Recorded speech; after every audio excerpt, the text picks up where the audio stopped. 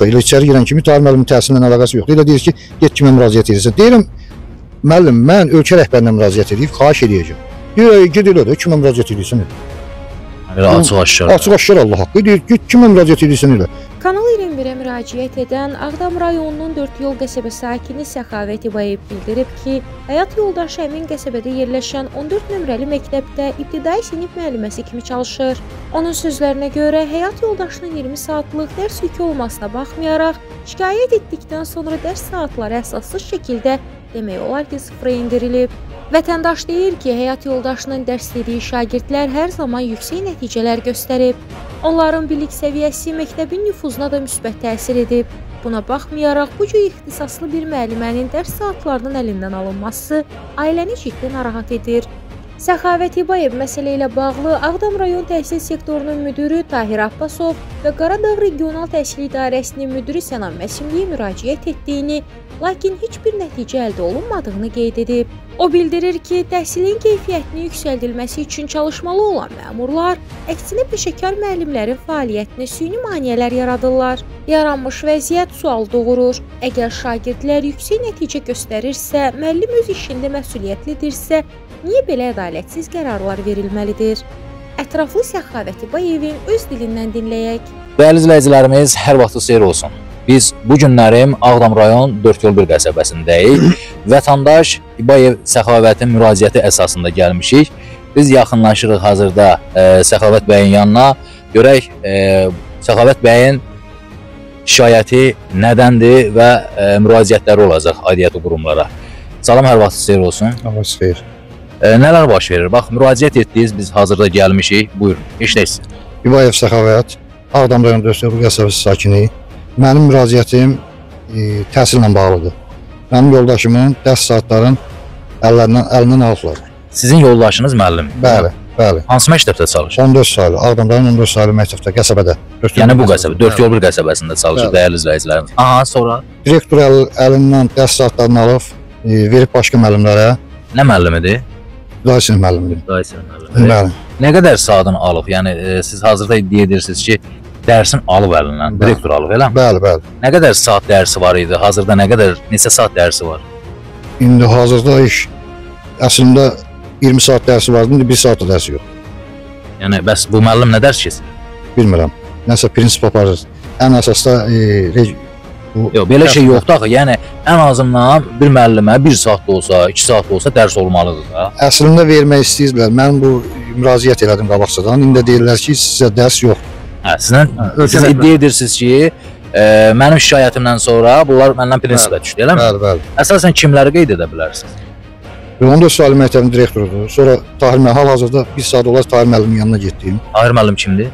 Ağdam rayon sektorunun müdürü. Təhsil sektorunun müdürü Abbasov Tahir Sabiroğlu. Bəli, bəli. Məktəb direktorunun adı nə idi? Alə müəllim. Hə, getdim, müraciət elədim. Tahir müəllim də deyir ki, get nə bilirsən, kimə müraciət edirsən elə. Yəni dərs saatı yoxdur, verməyəcəyik.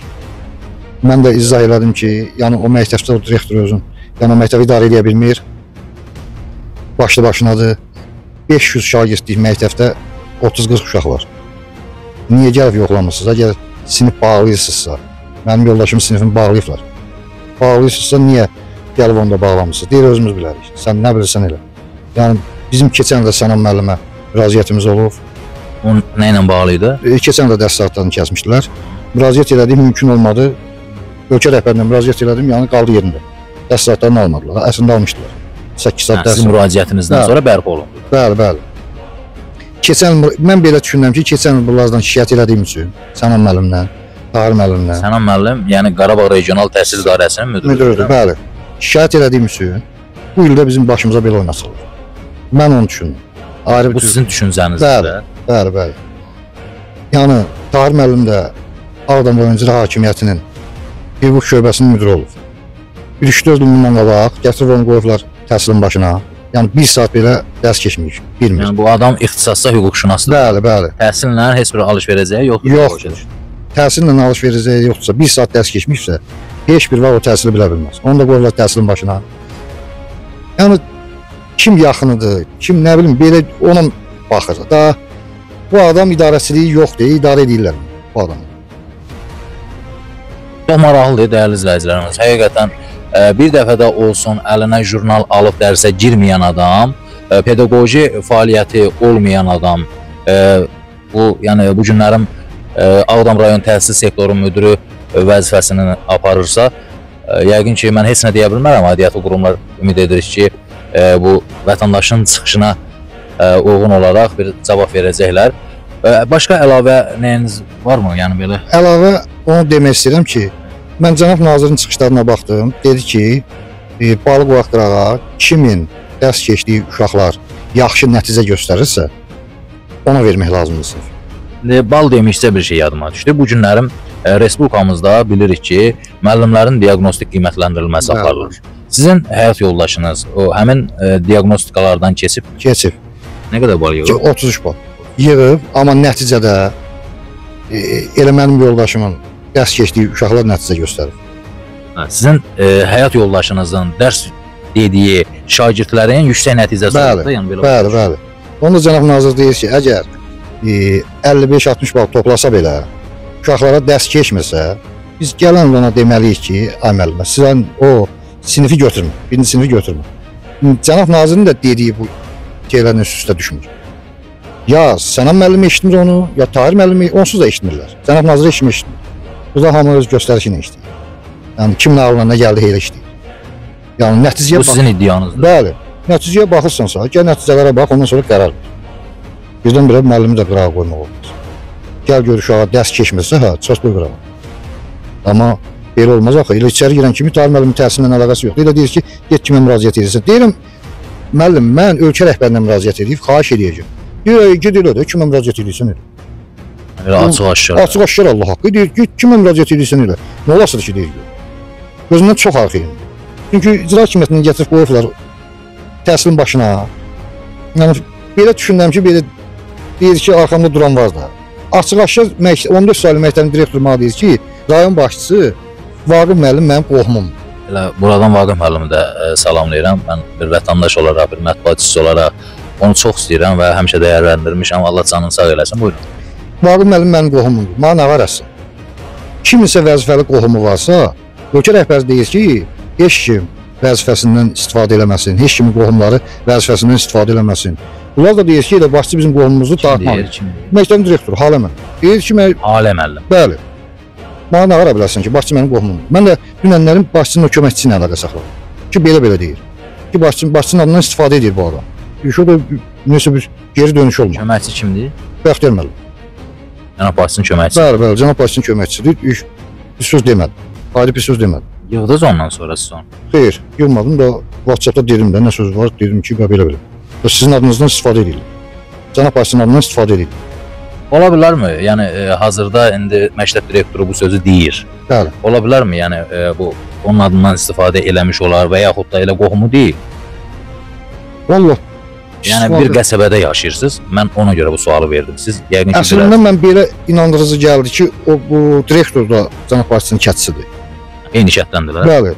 Eyni şərtdəndirlər yoxsa qonşu şərtdəndirlər bilmirəm, amma bunlar iddia qabaqsında iddia edirdi ki, bizim o qohumumuzdur. Amma bunun mənə belə demək pis təsir elədi. İndi başçının qohumusan, indi mən də uşaq oxuduram, təhsil verirəm.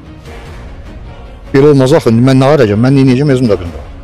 Mən cənab prezidentimizdən xahiş edirəm. Mənim çəkilişimi, müraciətimi nəzərə alsın, məni qəbul eləsin. Mən cənab prezidentdən xahiş edirəm. Yəni bu insanlar nə Sənan müəllim, nə Tahir müəllim təhsil nazirini saymır, həqiqətən. Saymırlar, onun dediklərinə yəni əməl eləmirlər. Aydındır dəyərli izləyicilərimiz. Biz ümid edirik ki, vətəndaşın səsləndirdiyi iddialarla bağlı aidiyyatı qurumlar köməklik və yaxud da sizə bir cavab olaraq rəsmi şəkildə cavab bildirəcəklər. Biz eyni zamanda onu da qeyd edim ki, bizim heç kəslə qəsdi qərəzliyimiz yoxdur, bunu mütləq qeyd edək. Vətəndaşın müraciəti əsasında gəlmişik və eyni zamanda da qarşı tərəfində, yəni çəkilişdə adları çəkilən şəxslərin də fikirlərini öyrənməyə hazırıq. Başqa bir əlavəniz varmı? Müəllim, bir həftə bundan qabaq mən müraciət eləmişdim cənab prezidentə. Sektor müdürü Tahir Abbasov içəri gələn kimi həqiqətən belə vətəndaşla belə məzələnmək kimi çıxır.